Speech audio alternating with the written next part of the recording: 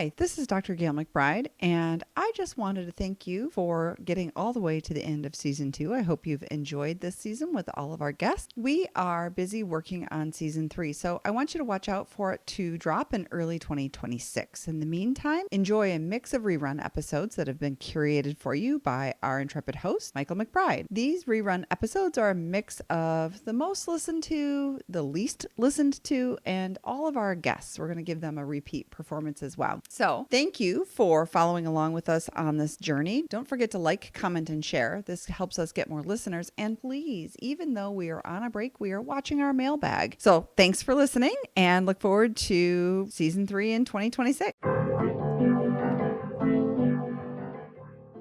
Well, hey there. You've stumbled upon the intersection of internet quandaries and psychological insight. Welcome to Veritas Views on AITA, where the quirks of the internet meet the expertise of Veritas psychology partners. Thanks for joining us. I'm your host, Michael MacBride. I'm joined by our dynamic trio of psychologists today.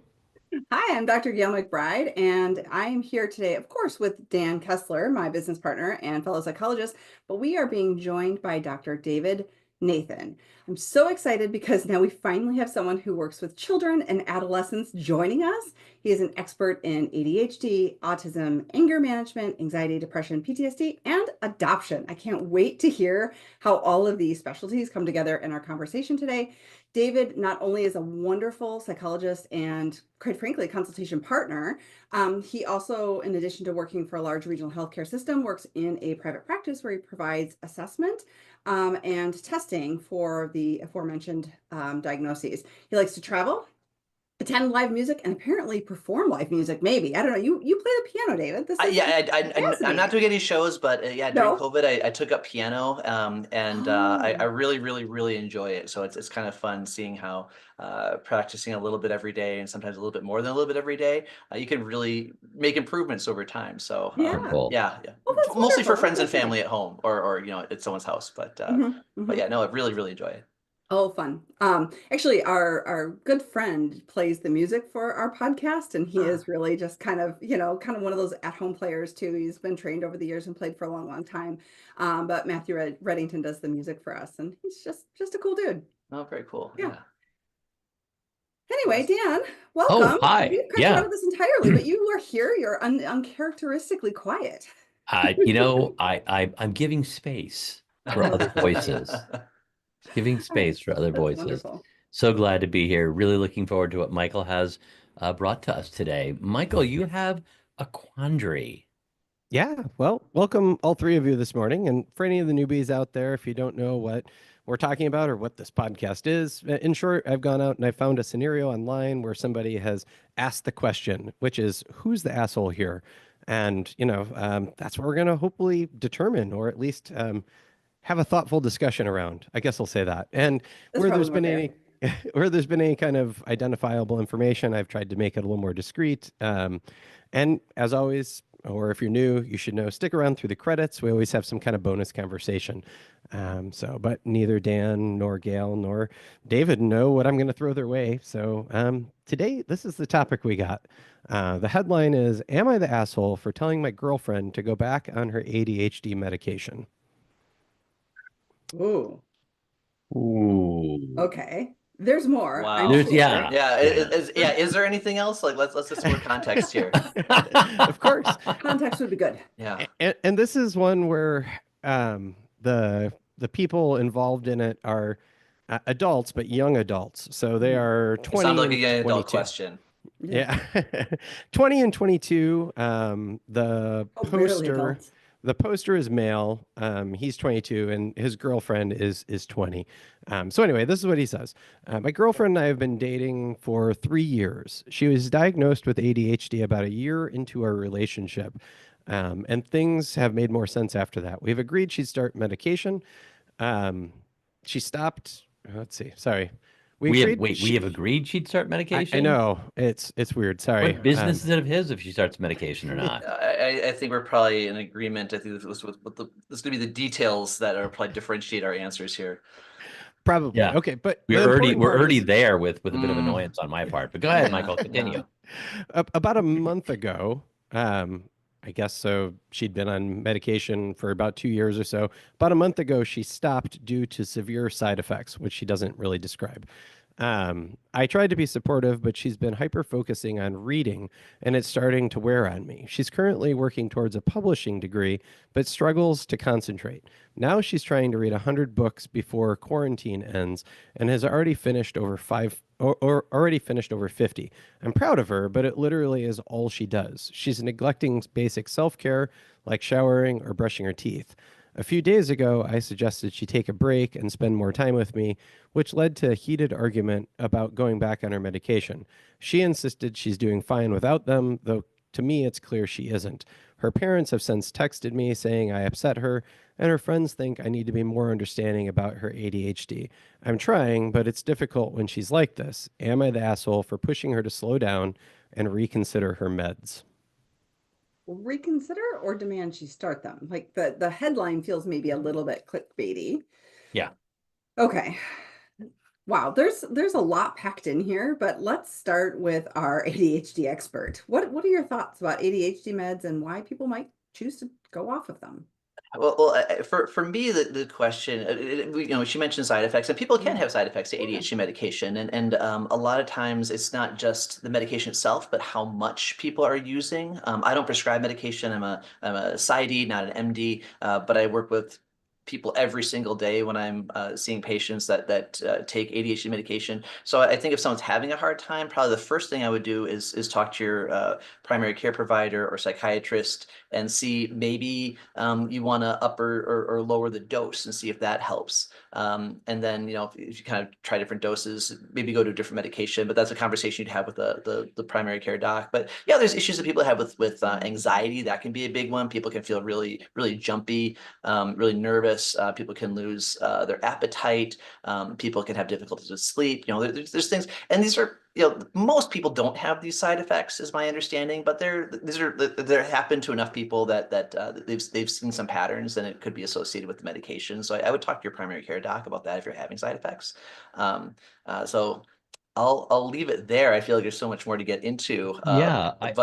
Yeah, okay. I've kind of said my piece. No, I want Daniel, to. Gayle? Yeah, I'll mention it. I'm mentioning to jump in here as always. No, and I mean, so first off, like if she wants to quit her meds, that's obviously that's her business. Completely. Yep. And at the same time, there's bigger issues here. If she's, ADHD, and Dr. Nathan, please correct me here because I do treat people with ADHD, but it's not my area of specialty. And if someone really needs, like, I just need to treat my ADHD, I tend to refer that person out. But I treat people who also happen to have ADHD as part of their presentation. But my understanding is that the symptoms of not engaging in self-care, I mean, that to me speaks to something potentially bigger than just the ADHD. And I don't know that he can force her to go back on her, or ever should force her to go back on her medication. But I do think that a loving, caring partner is going to be like, you need to get some help and look into this further if someone has stopped engaging in self-care. Yeah, I think it's a very delicate conversation between two relationship partners to say, hey, I noticed when you were on this medicine, these kinds of things were happening routinely, and I care about you. I'm worried that they're not happening now that you're not on those medicines, right? You could approach it as a conversation about what you noticed, but you can't demand someone take a medicine, especially if she's complaining about the side effects, which can be pretty uncomfortable. I had a family member who was taking medicines, and it really upset their stomach, and like it wasn't the appetite restriction so much as his stomach hurt. And, Yes. there was no way that you could continue to demand someone take a substance that was feeling like it was doing harm. But I agree, with Dr. Nathan, it's a conversation with the prescriber. Hey, this medicine and the side effects are not working. And it doesn't matter. I mean, ADHD, depression, anxiety, any of these medicines that you're taking, if they're causing a side effect that is impairing your functioning otherwise, you need to have that conversation with the prescribing provider to see if there are other options. And in this day and age, I mean, Dan, you and I were just having this conversation about how big the PDR is, like, versus in the 80s versus now here in 2025, we have a lot of medicine options. And, a lot of times when they're doing medication research, they're looking to decrease that side effect profile. We Yes. have a lot of options. Mhm. So go back and have that conversation. Wait, what Absolutely. is PDR? Oh, Sorry, thank you. The for the physician's noobs. desk reference. Yeah. It is the medication, the place where they aggregate and put all of the information about all of the medications that are available. I guess probably only in the US. I'm gonna let you noodle and make sure I'm right on that, Michael. He will. But He'll figure it out. yeah, he will. But it tells what the medicine is, what it looks like. I think it has pictures of the medicines and generic and brand name, and it's huge because we have so many options. So it's a reference that your physician is using to look up all of that information because they can't possibly know every medicine and every side effect and so on and so forth.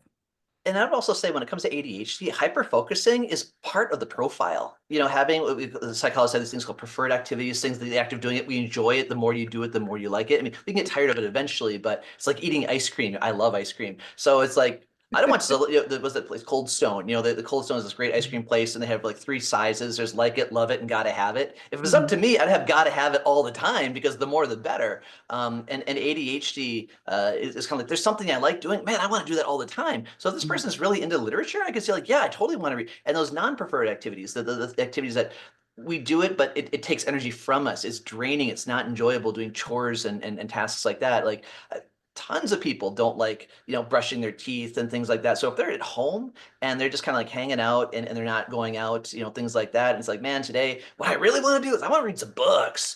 I can Yeah. totally see that. That is ADHD right there. Like that. Right. I mean, once again, Yeah. I don't know the situation. I'm not talking to the people, but And just hearing No, this, I would say like, this definitely sounds like this could be just ADHD and someone might not understand that. But also I think once again, you don't tell other people to take meds. This is their, if you don't like it, you can decide how you want to have the relationship with the person.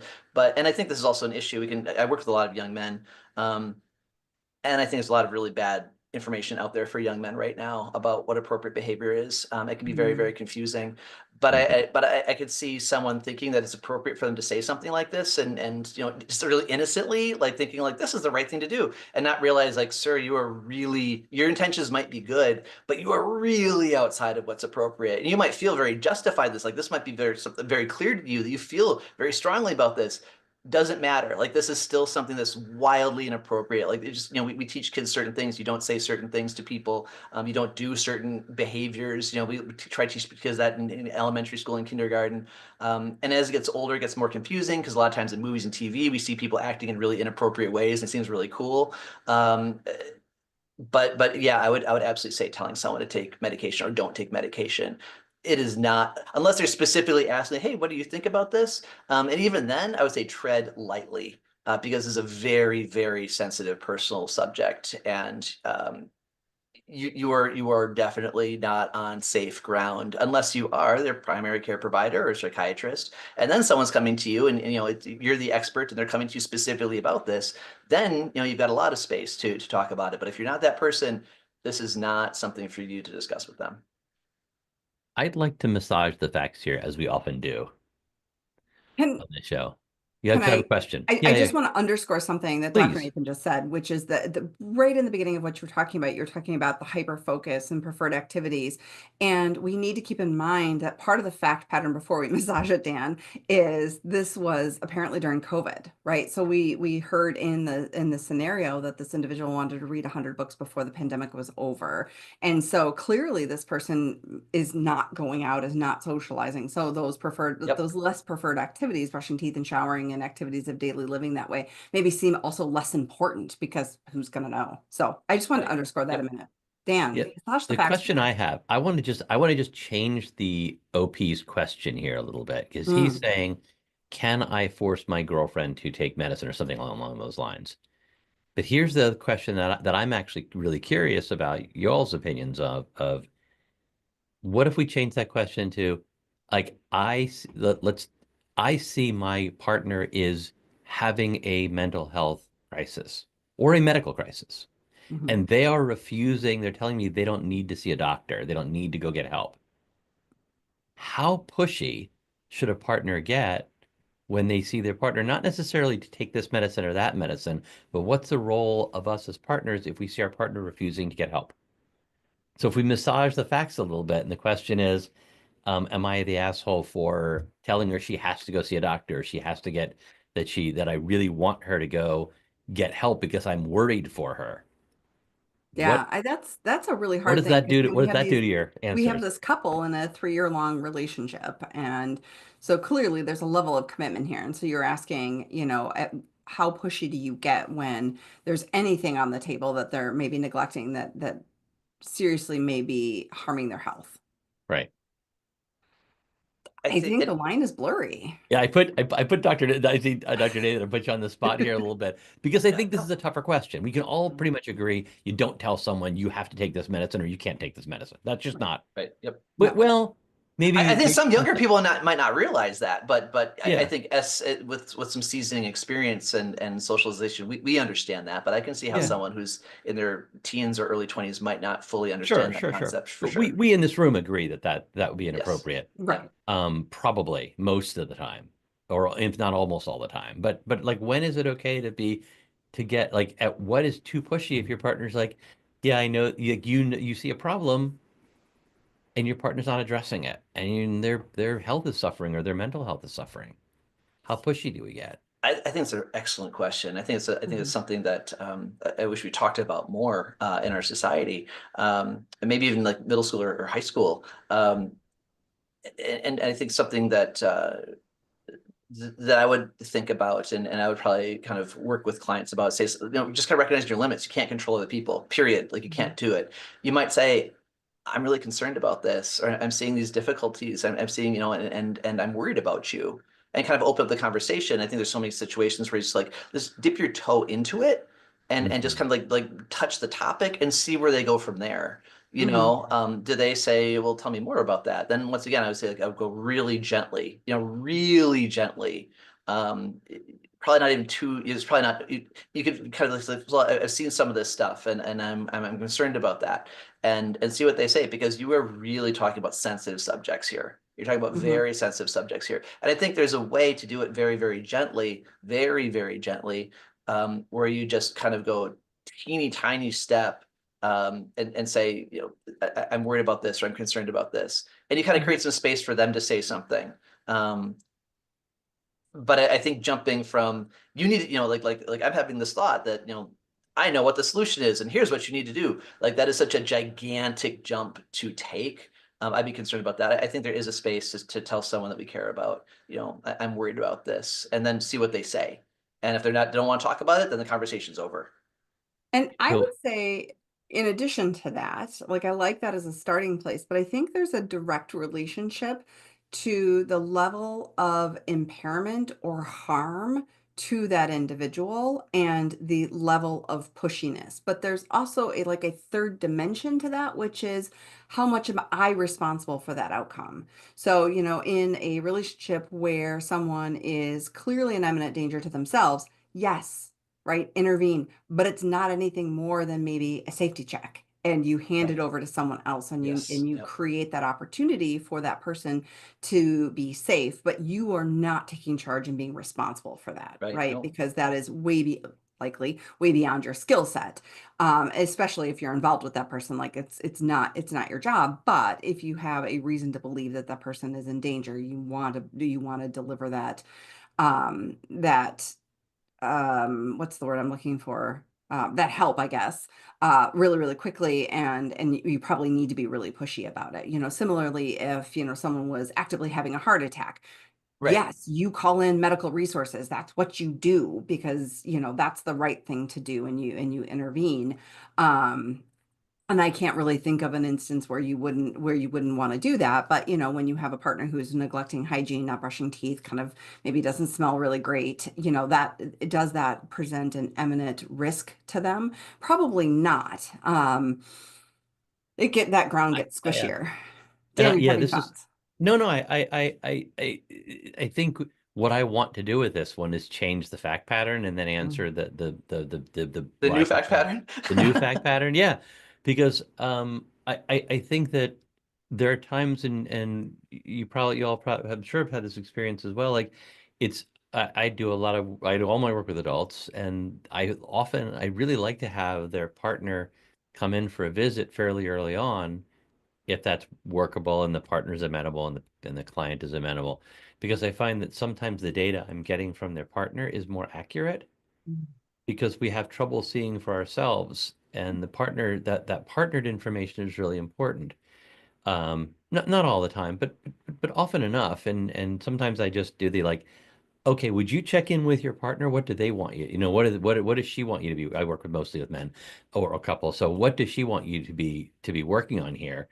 Um, Not because I want to do the partner's bidding necessarily, but because it gives me greater insight into what other people are seeing. And I try to do that with a person in the room if I can. And here's the situation where he may be having a greater degree of insight into her level of impairment. And if he's just pushing her to get help, I may be okay with that. I'm not okay with her telling him her she has to take her medicine. But I'm probably okay with him being fairly pushy about going and getting help because something's like that the hygiene thing is usually where the line is crossed. Assuming OP is telling us accurate information, which we always worry about. Yeah, but again, to Dr. Nathan's point, you broach that conversation from a loving and caring space. Yeah. Hey, honey, I'm really worried about you. This is really different than what I've experienced with, in you for the last 3 years. And I'm wondering if you're open to hearing kind of my concerns here. And you start to tread gently and lightly and then open that conversation up. And nobody wants to be told they smell bad. For sure, right. And I think and it was one thing I've been thinking about is like, oh, I gotta say this. When I was 20 years old, when I was 23 years old, man, I was a very, very, very different person. Someone said, if you had one wish, like one reasonable wish, that has involves time travel, what would it be? And I said, I'd like to go back to my like late teens, early 20s and tell myself a couple things, So that is very real. I'm not trying to be like, wow, I know so much more than this person. Like you learn these things through experience, you learn these things through mistakes, Absolutely. and I have made a ton. And that's where this is coming from, not from, I'm so smart. Um, Hopefully this is helpful to someone, but in a, learn from other people who've been through it, and these are things that they learned through suffering and difficulty, that this is a better way to do it. For ADHD, especially for someone who's 20, I'm not sure hygiene is that big of a deal. Like the number of people that I talk to, like, I hate brushing my teeth. And I hear that all the time. I hear that I hate taking a shower. And I guess part of me is like, okay, I hear, have you had a cavity? And a lot of people are like, no, I haven't had a cavity. It's like, wait till you have a cavity. I had a cavity when I was in college. And it's like, having a cavity is way worse than brushing your teeth. Like I know that from experience. So like, yeah, it is a hassle brushing your teeth. I'd much rather be doing a lot of other things than brushing my teeth. But if you have a cavity, you will never question brushing your teeth again. I just promise you. So you can take my word for it, or you can have the experience. And some people are more likely to get cavities, and some people are less likely to get cavities, and blah blah blah blah blah. But this is kind of an ounce of prevention is worth a pound of cure kind of things. But I could a lot of people with ADHD. There's just like one of the ways I talk about the mind with a lot of folks with ADHD is like it's like a cell phone battery. And when we do things we enjoy, it kind of recharges that cell phone battery. When we do things we don't like, it kind of uses it up. And when we're low, we feel crummy. And a lot of times with people with ADHD, they go through that battery a lot faster. That charge gets used up a lot faster than for typical people. So I find a lot of people with ADHD, they really try and minimize the stuff they don't like doing. And it's like, what are the things I have to do? Like, oh, I'm in school, I got to write that paper, I got to do this big project. That's going to take a lot of energy. A lot of these other things that are kind of like day-to-day things, I'm just not going to do that right now because I just don't have the energy for doing it because I've been doing all this other stuff, etc. So once again, because of the ADHD context, I think a lot of times if it's not ADHD, like, they're not doing hygiene, that's kind of a red flag. But for me, it's like, well, it might be a red flag or it might not. I would want to dig in there a little bit. Okay. I will yield to your greater knowledge and experience. When I'm working with folks with ADHD, it's always something, and they're not coming in like primarily for depression and ADHD. I'm seeing anxiety depression and or anxiety or some other problem, grief. And so I really am keying on that thing. And it sounds like what you're saying, David, is that you're not going to key on that quite. You're going to pay attention to it, but it's not going to. It's like I'm hitting the fire alarm on this, and you're like, let's keep looking at it. Well, part of it's also the age. For like a 20-something. Okay. Like I remember when I was in college, like I went to small liberal arts school, and I was the only person on campus maybe that made my bed every morning. I You go made your studying other bed people. Yeah, I love making my bed because at night, I just in like I like getting. college? Yeah, I see. Look at this. Like I like getting into a bed that's made. It just feels so much more relaxing for me than opposed to Mhm. like yanking like a sheet that's just kind of like I don't know. It's just like an aesthetic thing or something. It just feels much more like calming and Satisfying. relaxing. Mm. It's just no one else I knew on campus did I, that. I And people thought it was bonkers. So I yeah. mean, I think there's different things that people like. So I think at 20 something, like the room's not clean. If they're 16 years old, their room's not clean. That's a very different thing than if someone's 40 years old and they're not taking a shower. Okay, you know Or what? 50 years. So I think like once again that the hygiene thing depends on the context. So for 20 something, especially during COVID, I just like maybe, but not. If it was Yeah. if it was somebody who's, got like a professional job, then it's, and you've got to go out and stuff like that. Like, yeah, then I think it's more appropriate. To me, it's a bigger issue that they're not taking, like kind of falls that not taking care of themselves, because then those not taking care of themselves is kind of an indicator that things are awry. But in that, if someone's 20 years old, it's COVID, it's ADHD. I would want to dig into it more to figure out, is this not taking care of themselves, or is this kind of, I'm using all my energy to read all my books? Yeah, I think about like you've just pointed something out to me that I'm just going to be really annoyed about, which is that at age 60, I've clearly forgotten a little bit about what it's like to be 20, and I like to think that I I work remember with that, so many 20-year-olds. It's very easy for me to have but that top of mind. I as you're describing making your bed in college, I'm gonna maybe I shouldn't admit this publicly, but I do remember as a college student, life is very different now. As a college student, like the sheets would go home at the end of the semester, and then they'd get washed. And I'm mortified by this today. Like 60-year-old me is horrified by this behavior. But I'm fairly certain that at no point during the semester did the sheets leave the bed. Like, Would they? that's gross, like Right. awful. Okay, I'm just And grossed out and by both of you guys. Okay, all right, but you know what? I know I'm the odd one out here. I know I'm Oh the no. Oh so no. many I'm comments. totally People with made you, so David. many comments to me when I was in college about like, what are you doing? And I'm just like, yeah. I It mean, Yeah, became a no, what joke I'm for a on lot your of side, David, people. but I'm a Okay, all girl. right. So my Okay, all experience right. of that Well, time I period of thought time you were of saying life like, is oh yeah, way I different never than watched it.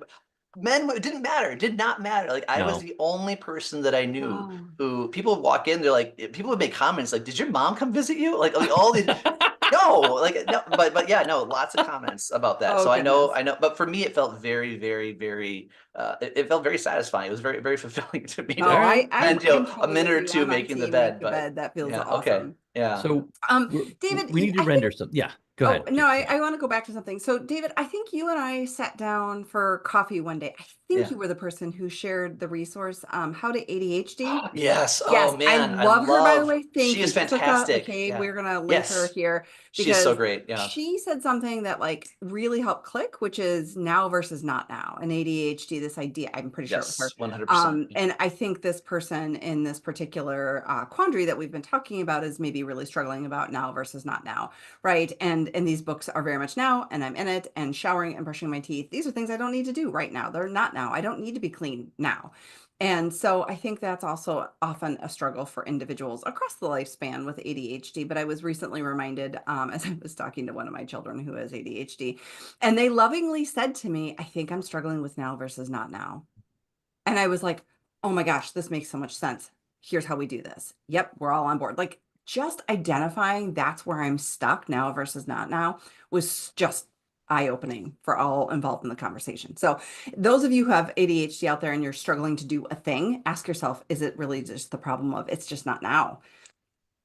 And one more thing I'll add, Yeah. a lot of people that I talk to have ADHD, there's a whole issue with like, I can brush my teeth, but I have to brush my teeth again. Like I'm not actually like moving the ball forward. It's like you have to, and when we talk about changing that, it's just like, oh, this is so tedious. It's like I get it. So like I think there's certain tasks that Right. it's like it's not like getting my paper done. Like once I get my Mhm. paper done, or once I get this thing done, it's done. I never have to do it again. It's like so I think Won't there's be there certain again. tasks that are Right. just even more Mhm. irritating and more frustrating for people with Mm. ADHD, and that's just going to again, like and okay, what are the strategies that we still have good hygiene and do that? But like there's certain tasks that are just going to be less fulfilling to Mhm. people with Mhm. ADHD and just a little bit more harder. So I think that's the thing too. And I want to just really take a moment to remind people that we exist on a spectrum.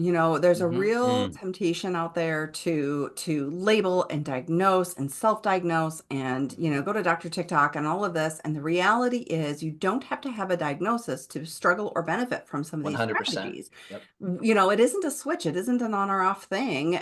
So if you're hearing something today and you think, gosh, that's really me, maybe I have ADHD, or maybe you exist on a spectrum and this is a strategy that really works for you. So just keep that in I just mind. want to point out real briefly here for those of you not watching this on YouTube that when Dr. MacBride mentioned Dr. TikTok, Dr. Nathan provided an eye roll that would make a teenager proud. Like I It's was so super bad. impressed. It's so I bad. was super impressed by that. No, TikTok has there's created so a much. lot of discussions that I've had. There's so much garbage on TikTok. It's unbelievable. Yeah. This would be the time for Gail and I to plug the fact that we're both on TikTok. I'm at Dr. Dan Kessler, and Not he's those guys. Not you at two. Dr. G McBride. We're going to assume that the two of us are providing only quality information, and in reality, we don't know we don't know necessarily the credentials of people on TikTok, and some are being just there's For the scads of clicks, for the Well, misinformation. I'm engagement. not Yeah. against Ugh. TikTok for finding information and developing community. What I am against is using that as an opportunity to go into your doctor's office and say, I know I have this thing. I saw it on Right. TikTok. Like, And we're seeing a lot of that. no. Or identifying and labeling yourself because you've seen it in a non-credible environment, right? This may be a starting place for your research. It helps people ask sometimes really good questions, but it's not an ending place. It's not a place where you then self-diagnose or, insist to your doctor that you have this disorder because. Yeah. True story.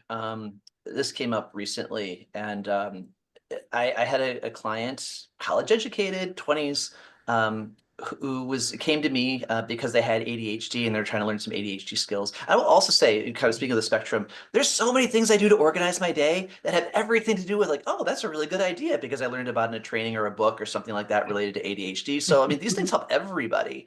Mhm. There's all kinds of really useful skills that people can learn and that I benefit from. Um, but truth, I do go back to this person came in 20s, and suddenly like they were just having a really hard time. This is like a third or fourth time I saw them, and I said, and they're on medication. Do you want to talk to your doctor about your medication because maybe that's not going so well for you? It sounds like things have really taken a turn in the past week or two. Um, and this person said, "Oh, I'm not taking ADHD medication anymore." I'm like, "Oh, okay. Like, what caused that to happen?" He's like, "Well, none of us are." And I'm like, "Okay." He's like, "Because it's all over. It's all over TikTok. If you take ADHD medication, you get autism." Mm. And I mean, this is a college educated person. And so I guess part of it is people go to TikTok and people want to know what's going on. But my concern and my real deep frustration, and it's not just on TikTok, there are other people who do it in other places too. People who kind of present themselves as experts and they're doing it for clicks, they're doing it for engagement, they're doing it for money, they're doing it to kind of build up their own benefit. And they're saying stuff that's profoundly untrue and just unhelpful. I think people already have enough difficulties in their lives without someone kind of taking advantage of a platform to give misinformation to people, Vulnerability. for their own kind of personal betterment. I think it's a pretty scummy thing to do. So if you Yeah. don't know what you're talking about if you don't know what you're talking about, just I don't know. Please And leave it alone. yeah, I think unfortunately, and we could do a whole episode on this but unfortunately we're not necessarily looking at, is this a credible source of information? 100%. And Yeah. all of the information we're getting so information from so many sources. And at each source, we should be asking ourselves, like, what is the credibility behind this source? Mhm. How much has been vetted? And what we're seeing a lot of is people viewing all sources as having equal quality, regardless of whether it's a double-blind, peer-reviewed research literature article, or some guy who had this problem on TikTok or Mhm. other social media platforms, and that's really problematic. Well, we should. There's more on that probably, but Yes. Yeah. getting back to the topic here, though, is he the asshole for making her take her for telling her she has to take her ADHD meds? That was his question. I guess I would want to hear that actual conversation, right? Did he say you have to, or did he really, is that conversation more loving than maybe he even presented. Like maybe he feels this way, but maybe said like, hey, you really look like you're not doing well. I think you did better on ADHD medications. I think that's different than you're not lifing, you're not adulting here. You need to take this medicine, which is maybe more demanding than I would like to see this young person be in a relationship. So I think I would go with a soft. I have some real concerns about how he's likely communicating his probably good intent, and it's being executed poorly. I don't know that I have enough to say asshole or even sucks. I suspect it's somewhere in a problematic territory, though. David? There's part of me, I love that answer. I feel it's such a loving, compassionate, empathetic psychologist answer. And I think in this world of like hot takes and owning people online and all that, I think I really like that. And I think that's the healthy answer. Yeah. Because I think just saying like this person is the asshole is it's not it's like really viscerally satisfying, right? To smash someone and being sanctimonious. It's really enjoyable to do that. But I think we just need less of that right now. We need to tone it down. And I think your point about probably means well. I'd like, I don't know, but I think it's entirely possible this person means well. Maybe they grew up in a home where like doing this hygiene stuff was really important. And they're 22. Was it 22 or 23? They're 22 and they've been in the relationship for 3 years. That's so young. That's so young. Yeah. And they're still learning how the world works, and this is what has been role modeled to them by adults, and they're thinking this is the appropriate thing for adults. And I mean, I don't know. This is pure speculation, but I think there's a lot of ways that this really could be meant as a loving thing. And I think, especially with guys, so often, I think there's so many times that guys do something and it's coming from what they think is a loving, supportive way, and they get slammed so hard, and they're just in shock, and I think it does so much damage to guys. And women too. I work with a lot of guys who have these experiences, so I hear about it all the time. So yeah, I really, really like that answer. And I really want to kind of elevate that answer. I really like Yeah. that. We don't know. We don't know. And We saying don't. And saying the person's an asshole, I think is too easy and too harmful. And I want to avoid that. I really like that point. I think that without being in the room and hearing the context of it, the clickbaity way the question was worded, yeah, probably I would think like you crossed a line. Yeah. But we don't know what was said and what was there, and it sounds like we're willing to give him a little bit of like what actually happened before we determine that and we don't know and we won't know what actually happened unless Michael has greater insight for us. I do want to underscore, I'm going to go way back to the beginning of this before you just throw this to Michael. You said something, David, I thought was really interesting. We've talked about this, like, I can't necessarily tell you what you need to do, but I can tell you what I'm okay with being in a relationship. Right. So Yeah. I can't tell my partner, you're not allowed to smoke. You can't smoke cigarettes. But I can tell a partner, I don't want to be in a relationship with someone who smokes. Like that's okay for me to make that determination for myself that I don't want to be in a loving, caring relationship with a smoker. Discrimination, whatever, not. That's a choice for me. But I can't tell you not to smoke, and that's Right. a fine. Right. And I That's the like what difference between you kind of boundaries, alluded to right? that earlier on. Like you can't tell her she has to do this, but he can say like this is not a relationship I want to be a part of. And that they're talking, but now you're talking about self rather than talking about what the other person needs to do. Yeah. So, And Michael, I how about you? jumped. Oh, sorry, Oh, I Gail. jumped in before both of you because I also was Oh, a little bit concerned as the men in this conversation. There is a hesitancy to tell the woman in this scenario what to do. And so I wanted to get in there as the woman and be able to say, like, I think there is a kind and loving place for this. And I think we have an awareness that men sometimes can overstep and be really pushy and come off badly, even though they have loving intent. So I sort of intentionally kind of inserted my opinion a little bit quicker because I wanted to not just get on this like, but men can't tell women what to do. That's true. And women can't tell men what to do with their bodies, I should say. I'm going to be really clear on what substances you take or what you do and those kinds of things. And I wanted to remind us in this conversation that, this is a relationship, and kind of like what you were saying, Dan, is it is okay to say, hey, I'm concerned and I can't be in a relationship with someone whose ADHD is not in better control, or they are hyper focused on reading and neglecting hygiene and those kinds of things. Like, you can say that.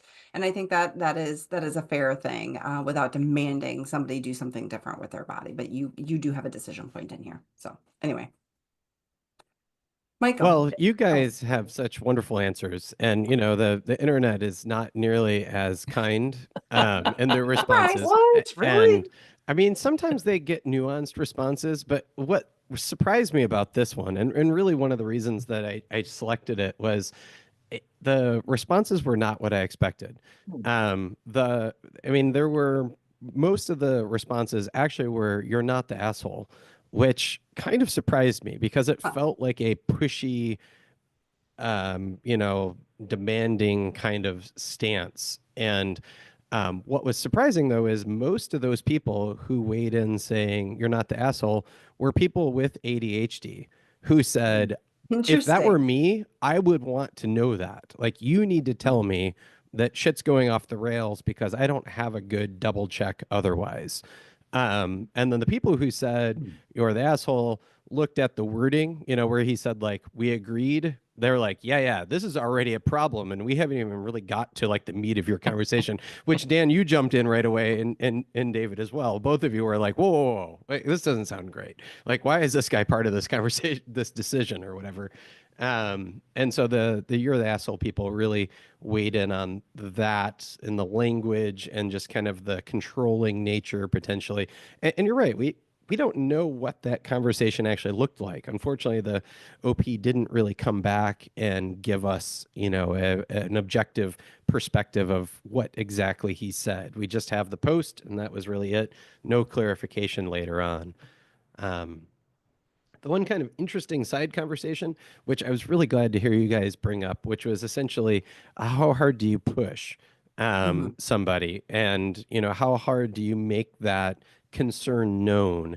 And as the internet does, it often goes down unexpected little pathways. And a bunch of people jumped in talking about being members of the sandwich generation, and having children and elderly parents who have dementia and don't want to take their medication or whatever. And that's not the conversation that this post was about at all.